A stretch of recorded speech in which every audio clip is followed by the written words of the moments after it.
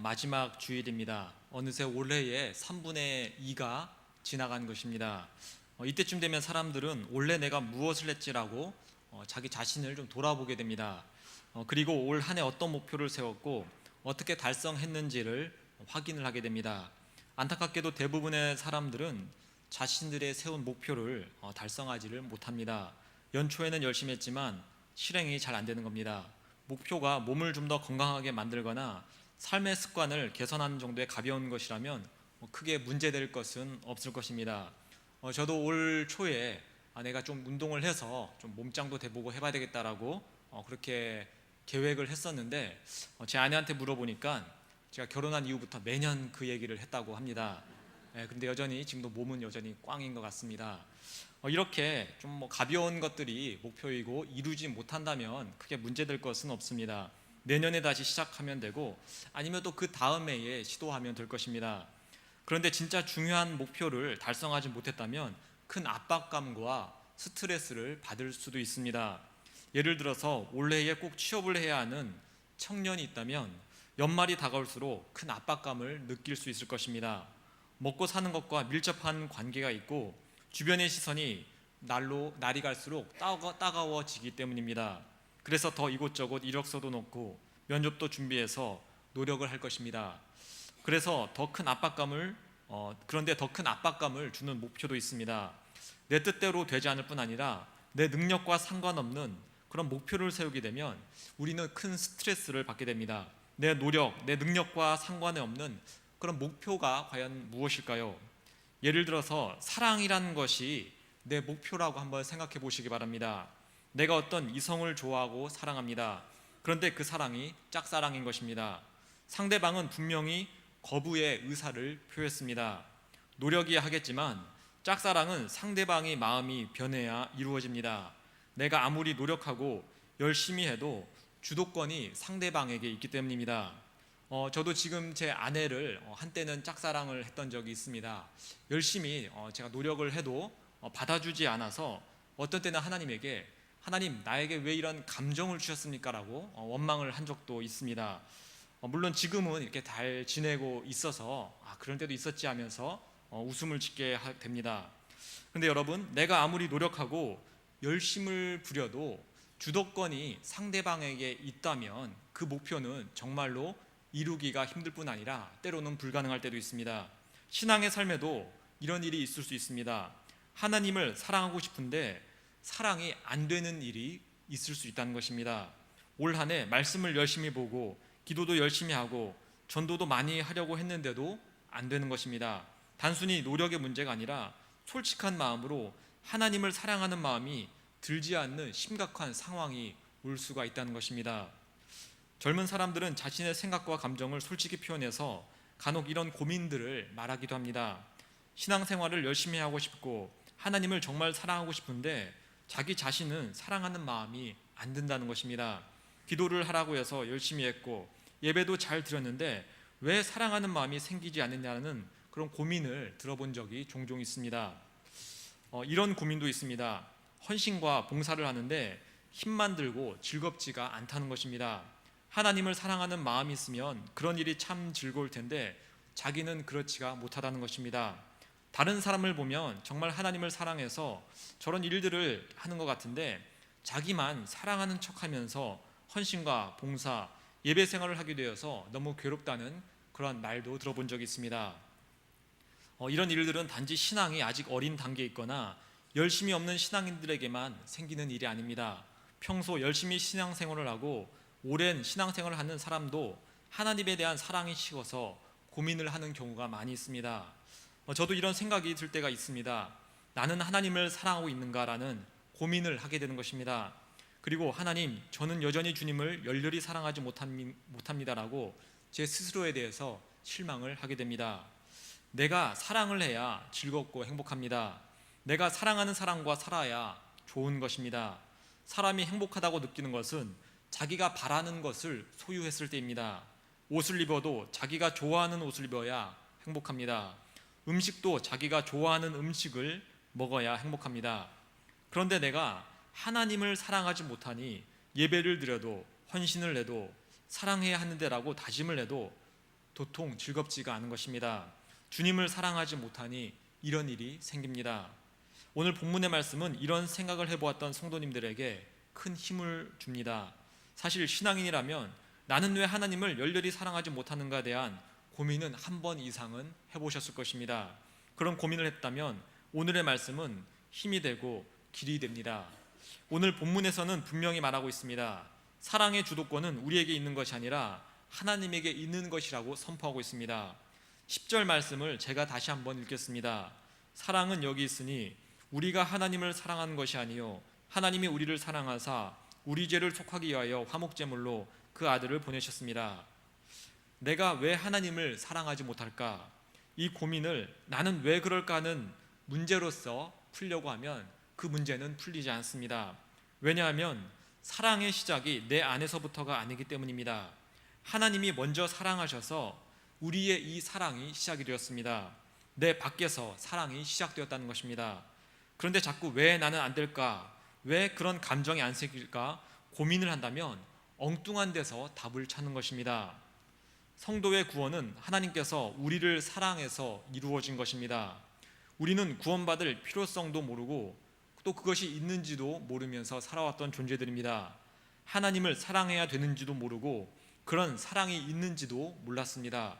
그런데 어느 날 주님이 우리를 찾아오셔서 우리의 죄인되고 연약한 모습을 알려주시고 멸망받는 자리에서 우리를 구원해 주셨습니다. 내 노력이나 열심이나 깨달음이나 지식에 상관없이 하나님의 일방적인 선택에 의해서 우리는 구원을 받게 되었습니다. 그냥 하나님이 나를 사랑해버리신 그 사실 앞에서 내가 할 수 있는 일이라고는 그 사랑을 받는 것밖에 없습니다. 그래서 우리가 하나님을 사랑하기 위해서는 먼저 사랑의 주도권이 주님께 있음을 인정해야 합니다. 내가 하나님을 사랑하지 못하고 있다면 그것을 이상히 생각할 것이 아니라 그 모습이 원래 당연한 죄인된 내 모습이었음을 인정하는 것입니다. 나는 그렇게 하나님을 사랑하지 못하다가 결국에는 멸망받게 되는 존재였음을 받아들이는 것입니다. 안타깝게도 많은 사람들이 이 모습을 받아들이지 않습니다. 내가 사랑하지 못할 리 없어, 내 열정이 식을 리 없어 하면서 자신의 사랑을 하나님께 증명하려고 합니다. 그래서 자신의 신앙을 증명하고자 하는 목적으로 예배나 기도, 헌신과 봉사에 열심을 내기도 합니다. 그리고서는 이상한 결론을 냅니다. 내가 이렇게 열심히 하고 있으니 내가 하나님을 사랑하고 있는 것이겠지. 예수님 시대에 바리새인들, 서기관들, 율법사들이 바로 이런 모습을 보였습니다. 안타깝지만 여전히 내 안에서 사랑을 확인하는 방법이 시작되었기 때문에 그 사랑은 가짜라고 할 수 있습니다. 하나님의 사랑은 우리 밖에서 시작이 되었는데 여전히 내 안에서 사랑을 확인하고 그 사랑을 강하게 하려고 한다면 결국에는 인간적인 사랑, 종교적인 열심밖에는 되지가 않습니다. 그러면 우리는 어떤 사랑을 해야 할까요? 어떻게 해야 하나님을 우리가 사랑할 수 있을까요? 내 안이 아니라 내 밖에서 사랑을 찾는 것입니다. 나의 노력을 먼저 하고 내 열심과 행위 속에서 사랑을 발견하는 것이 아니라 겸손한 마음으로 주님께서 나에게 먼저 사랑을 해달라고 매달리는 것입니다. 나는 절대 사랑할 수 없는 자라고 고백하며 회개하며 이런 나를 긍휼히 불쌍히 여겨달라고 하나님께 매달리는 것입니다. 내 중심이 아닌 예수님 중심의 신앙 외에는 하나님을 사랑할 길이 없는 것입니다. 이렇게 내 밖에서 길을 찾게 되면 우리는 우리가 다 알지만 또 우리가 금세 있는 한 가지를 발견하게 됩니다. 그것은 바로 우리의 처음 자리입니다. 여러분, 우리의 처음 자리가 어디일까요? 하나님 앞에서 우리가 예쁘고 거룩하고 의롭게 보였던 곳이 우리의 처음 자리일까요? 우리가 하나님 앞에서 완벽하고 하나님 앞에서 우리가 부족함이 없는 자리가 우리의 처음 자리였을까요? 아닙니다. 우리의 처음 자리는 죄로 얼룩져 있습니다. 연약함으로 얼룩져 있습니다. 우리는 그 자리에서 하나님의 은혜로 인해서 구함을 받았습니다. 그런데 우리가 신앙생활을 하다 보면 그 옛 자리를 잊어버리고서는 어느새 하나님께서 나에게 주신 그 은혜들을 당연시 여겨버릴 때가 참으로 많습니다. 나는 원래 거룩한 자처럼 그렇게 행하고서는 하나님께 나는 이렇게 거룩하니 하나님 나를 칭찬해주고 나에게 복을 달라라는 그런 요청을 할 때도 있습니다. 여러분, 우리의 사랑이 식는 것은 이렇게 나의 처음 자리를 잊어버릴 때입니다. 내가 그렇게 비참하고 내가 그렇게 낮아졌던 자리에서는 하나님이 생생하게 느껴졌고 그 사랑이 생생하게 느껴졌지만 그것을 잊어버리자 자꾸 내 안에서는 교만함이 나오며 자꾸 내 안에서는 하나님께 나를 드러내고 내가 했던 행위와 공로들을 보여주고 싶어 하는 것입니다. 하나님께서는 우리에게 그 하나님의 사랑을 다시 한번 확인시켜주기 위해서 우리를 다시금 그 처음 자리로 내리실 때가 참으로 많습니다. 사실 우리의 인생 대부분이 그 처음 자리에서 머물고 있을 때가 많이 있습니다. 여러분, 아까 말한 것처럼 우리의 그 처음 자리는 죄로 인해서 얼룩진 자리입니다.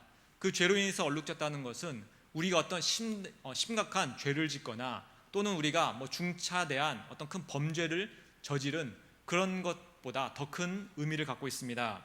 여러분, 죄라는 것은 연약함과 결핍을 포함하고 있습니다. 내 안에 연약함과 결핍이 있다면 그것 역시 죄라는 것입니다. 우리가 하나님으로부터 떨어졌다는 그 사실이 죄인데 그에 대해서 파생되는 것들이 바로 연약함과 또 우리의 결핍이기 때문입니다. 여러분들은 부자이신가요? 아니면 가난하신가요? 이런 질문을 하면 여기 계신 분 대부분은 나는 좀 가난한 것 같습니다라는 얘기를 하기도 합니다. 아마 대부분 사람들은 자기 자신이 가난하고 또 물질이 없다고 그렇게 얘기를 합니다. 여러분, 가난도 죄입니다. 그렇다고 해서 내가 가난도 죄이기 때문에 하나님 이 가난을 빨리 이기게 해주십시오라고 나에게 물질을 주십시오라고 기도를 하시라는 말은 아닙니다. 왜 가난도 죄인가 하니 하나님은 충만하시고 모든 것을 다 가진 분이십니다. 하나님은 부족한 것이 없으신 분입니다. 그런 하나님 곁에 우리는 딱 붙어 있어야 되는데 우리가 스스로 하나님께 범죄하고 반역함으로 말미암아 그 풍성함과 충만함에서 우리가 떨어져 나온 것입니다. 떨어져 나왔더니 우리에게 남은 것은 무엇입니까? 가난밖에 없습니다. 결핍밖에 없습니다. 이 세상을 살아가면서 우리는 항상 모자른 것들을 경험해야 합니다. 여러분, 그래서 가난이 죄라는 것입니다. 내가 가난하다는 것을 발견했다면, 나에게 물질이 없다는 것을 발견했다면, 여전히 나에게 결핍이 있다는 것을 발견했다면 여러분, 그때는 하나님께 하나님 나에게 물질을 주시고 부요함을 주십시오라고 기도하는 것이 아니라 하나님, 내가 하나님으로부터 떨어졌더니, 내가 하나님께 범죄했더니 이렇게 가난한 모습이 되었습니다. 하나님, 내 죄로 인함입니다라고 그런 고백을 우리는 할 수 있어야 됩니다.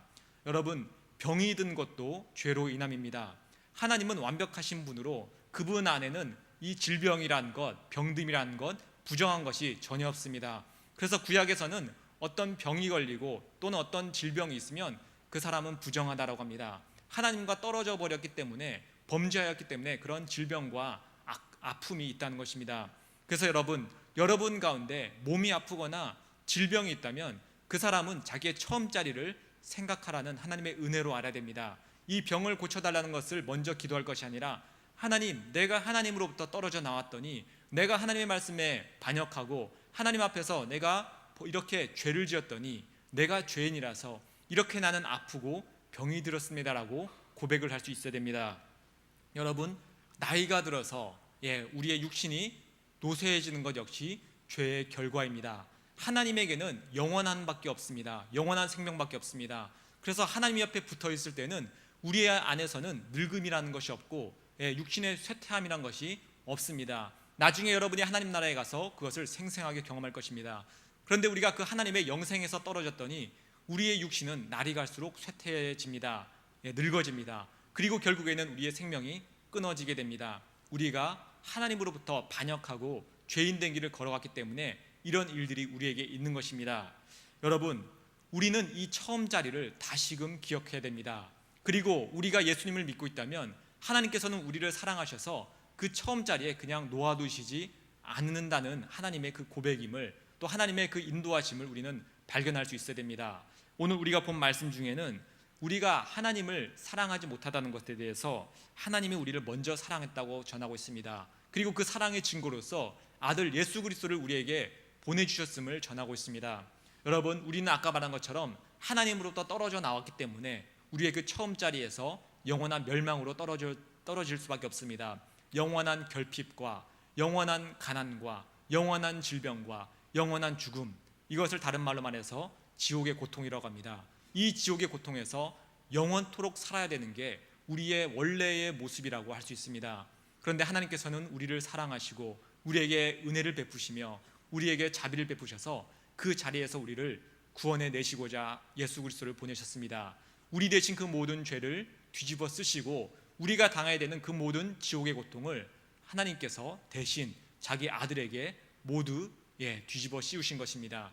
그리고 성경에는 3일간 무덤에 있다고 했지만 그 3일의 의미는 예수님께서 그 3일이라는 상징적인 숫자, 즉 완전한 그 지옥의 고통을 우리 대신 받았다는 것을 의미하고 있습니다. 그 고통을 받음으로 말미암아 우리는 그 처음 자리에서 벗어나 이제 영원하신 하나님 품 안에서 영원한 생명과 즐거움과 기쁨과 병나음과 생명을 누리게 된 것입니다. 여러분, 이것을 발견했을 때 우리는 그 처음에 하나님께서 우리에게 주셨던 사랑을 다시금 발견할 수 있습니다. 내가 잃어버렸던 그 하나님의 사랑을 다시금 발견할 수 있는 것입니다. 혹시 내 안에 그 사랑이 식어졌다고 하고 또는 내가 사랑이 식어져서 내가 하는 모든 이 교회의 헌신과 봉사와 예배에 내가 기쁨을 누리지 못하고 있다면 여러분, 지금 자기의 처음 자리를 생각해 보시기 바랍니다. 그리고 우리가 그 처음 자리를 생각해 보지 않더라도 하나님께서는 우리에게 은혜를 베푸셔서 우리의 처음 그 자리를 이 인생 중에도 계속해서 경험토록 하십니다. 앞으로도 여러분들의 인생 중에는 가난이 찾아올 것입니다. 아픔이 찾아올 것입니다. 질병이 찾아올 것입니다. 결핍이 찾아올 것이고 생명의 다함이 찾아올 수도 있을 것입니다. 여러분, 그것은 믿지 않는 자들에게는 저주가 되지만 믿는 자들에게는 하나님의 사랑을 확인할 수 있는 기회가 됩니다. 나의 없음을 통해서, 나의 아픔을 통해서 하나님, 나는 이런 존재였는데 주님께서 나를 구해주셨군요 라고 하면서 나를 위해서 대신 죽으신 예수님을 확인할 수 있는 자리가 되는 것입니다.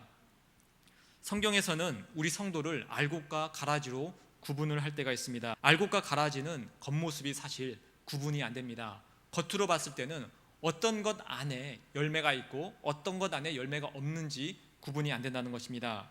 가라지를 없애려고 잘못 낫을 되었다가는 알곡이 상할 수도 있습니다. 그만큼 알곡과 가라지는 비슷비슷하다는 것입니다. 알곡 성도와 가라지 성도는 서로 비슷해서 같이 기도하고 같이 예배하고 같이 헌신과 봉사를 할 수 있습니다. 그런데 그 내면은 정반대입니다. 열매가 충실히 가득 찬 알곡 성도는 갈급하고 겸손한 심령으로 주님의 사랑을 구합니다. 하나님, 나는 이렇게 부족한 것이 많사오니 주님, 오늘 말씀을 통해서 나를 채워주옵소서. 내가 하는 이 헌신과 봉사를 통해서 하나님 나라의 백성으로서 저를 써주옵소서. 이런 마음으로 그 모든 일에 임할 수 있어서 더욱더 그 알곡은 알차게 되어갑니다. 그러나 그 안이 텅 빈 가라지는 자신의 욕심과 욕망을 이루기 위해 하나님의 능력과 복을 구할 뿐입니다. 내 안에서 하나님의 사랑을 느끼게 되는데 그런 것은 생각하지 않고 하나님, 내가 이렇게 열심히 했으니 나에게 꼭 내가 원하는 물질과 건강과 내가 원하는 것들을 주셔야 됩니다라는 것을 요구하는 것입니다. 이럴 때도 알곡 성도는 버림받아 마땅한 자신을 선택하셔서 사용하시는 하나님의 은혜에 감사함으로 묵묵히 그리고 기쁘게 사역을 합니다. 반면 가라지들은 내가 이만큼 해주는 게 어딘데라고 생각하며 누군가가 내가 하는 일들을 알아주기를 바랍니다. 거만하며 자기 마음대로 행동하려고 합니다. 저는 이 자리에 알곡 성도만 계신다고 믿습니다.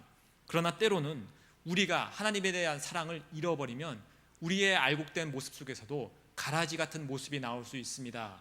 모든 일들이 힘들게 느껴지고 즐겁지가 않으며 신앙생활이 기쁨이 아니라 저주와 짐처럼 느껴지게 된다는 것입니다. 이 세상의 모든 종교는 한 만큼 받는 그런 원리를 가지고 있습니다. 내가 이만큼 희생할 테니 나에게 그만큼의 복을 달라라고 요구를 하는 게 이 세상 모든 종교의 원리입니다. 그래서 심지어는 산 사람을 제물로 바치면서까지 자기들의 욕망이나 소원을 이루려는 그런 종교도 있습니다. 내가 이 정도까지 정성을 보이는데 신이 거기에 당연히 감탄을 하게 한다라고 여기는 것입니다. 이 정도까지 희생하면 신도 나의 신앙심을 인정해 줄 거라고 오해하는 것입니다. 그러나 우리가 믿는 하나님은, 우리 기독교는 한 만큼 받는 그런 종교가 아닙니다. 한 만큼 받게 된다면 여러분, 우리는 다 지옥에 갈 수밖에 없을 것입니다. 우리가 한 것은 아주 조금이고 우리가 지은 죄는 정말로 셀 수 없이 많기 때문입니다. 악한 자에게서 악한 것만 나오는데 우리가 과연 무엇을 한다고 해서 하나님을 만족시키겠습니까? 내 안에서 어떤 선한 것이 나오겠습니까? 뿌린 대로 거둔다는 진리 앞에서 우리가 먼저 뿌리고 심은 것이 아니라 하나님께서 우리 안에 복음과 진리를 심어주시고 키워주셨기 때문에 우리는 우리가 심지 않는 곳에서 구원과 은혜라는 선물을 받게 된 것입니다. 그래서 기독교는 하나님과 주고받는 그런 것을 하는 종교가 아니라 온전히 하나님으로부터 받는 그런 일들이 가득한 곳입니다. 사랑을 받고 그 사랑을 누리기만 하는 것입니다. 그리고 그 사랑이 깊고 진함을 경험하여 감동한 자들이 거기에 반응해서 스스로 자원하여 주님을 예배하고 사역하는 그 모임이 우리가 모인 이 교회인 것입니다. 먼저 하신 그 사랑이 너무 좋아서 내 시간, 내 물질, 열정을 들여도 더 드리지 못했다는 죄송한 마음이 우리 안에서 드는 것입니다. 사랑을 먼저 받고서 그 사랑에 반응하는 것이 바로 알곡 성도의 진정한 모습인 것입니다. 여러분은 지금 하나님을 사랑하고 있습니까? 그리고 이웃을 사랑하고 있습니까? 그렇게 하고 계시다면 하나님으로부터 큰 사랑을 이미 받았기 때문에 그 사랑의 에너지가 나오는 것입니다. 만약에 그렇게 하지 못하고 있다면 하나님께서 나를 향한 사랑을 지금 제대로 받고 있지 못하다는 것입니다. 여러분, 하나님의 사랑을 어떻게 받으시겠습니까? 하나님은 우리를 언제나 사랑하십니다. 우리의 삶의 모든 부분에서 하나님의 사랑과 은혜는 넘쳐납니다. 매일매일 우리를 비추는 태양도 하나님의 사랑의 표현입니다. 우리에게 허락하신 가족도 하나님의 사랑의 표현입니다. 일을 할 수 있는 건강도, 웃을 수 있는 즐거운 일들도 하나님의 사랑입니다. 힘든 우리의 인생도 하나님의 사랑이 가득 담겨 있기에 나중에 우리는 웃을 수가 있습니다. 단지 우리가 하나님을 너무 모르기에 우리는 우리의 인생 속에서 하나님의 사랑을 받지 않고 있다라고 착각을 하는 것입니다. 여러분, 그럴 때에 아까 말했듯 우리의 처음 자리로 오시기 바랍니다. 나의 연약한 모습, 오늘도 우리는 수시로 확인하게 될 것입니다. 나의 결핍되고 가난한 모습, 수시로 확인될 것입니다. 그리고 이 모든 것을 구원하기 위해서 하나님은 무려 자기의 아들을 십자가에 못 박혀 죽게 하셨습니다. 여러분, 그 사랑을 발견한 자들은, 그리고 그 사랑을 누릴 수 있는 자들은 이제 다시금 보는 태양과 다시금 보는 가족과 다시금 보게 되는 나의 모든 그런 일들이 새롭게 보일 것입니다. 태양 속에서, 빛 속에서, 가족 속에서 하나님의 사랑을 가득 느끼게 될 것입니다. 내가 건강해도 건강하지 않아도 그 속에서 하나님의 은혜를 느끼게 될 것입니다. 가진 게 많아도 가진 것이 없어도 그 속에서 하나님을 누리게 될 것입니다. 하나님께서는 이런 무지하고 연약한 우리에게 자기의 아들을 보내시고 죽이기까지 하면서 확실하게 말씀하십니다. 내가 너를 사랑한다. 천지 만물의 주인이 자기의 아들을 줄 만큼 사랑하는 존재가 저와 여러분인 것입니다. 그러니 그 사랑을 누리시기 바랍니다. 말씀 속에서 확인하고 기도 속에서 사랑을 묵상하고 이웃에게 받은 사랑을 실천함으로 내 안에 하나님의 사랑이 있음을 전하는 우리 모두가 되기를 간절히 소망합니다. 함께 기도하겠습니다. 하나님, 우리는 때로 주님의 사랑이 느껴지지 않아 괴롭고 껍데기인 신앙생활을 할 때가 있습니다. 그때 다시금 나를 돌아보게 하여 주옵소서. 오늘도 결핍되고 오늘도 부족하고 오늘도 연약한 하나님을 범죄하며 반역해서 그 모든 것을 잃어버린 나의 처음 자리를 이 육신을 통해서 확인하게 하여 주옵소서. 그리고 이런 나를 구원하기 위해 아들 예수 그리스도를 보내면서까지 우리에게 사랑한다는 표현을 하신 하나님의 사랑을 누리게 하여 주옵소서. 그래서 이제는 사랑이 없는 상태에서 하는 신앙생활이 아니라 하나님의 사랑을 가득히 누려서 우리의 모든 신앙생활 속에서 기쁨과 즐거움과 평안이 가득하게 인도하여 주옵소서. 이 모든 것 예수 그리스도의 이름으로 기도합니다. 아멘. 우리 찬송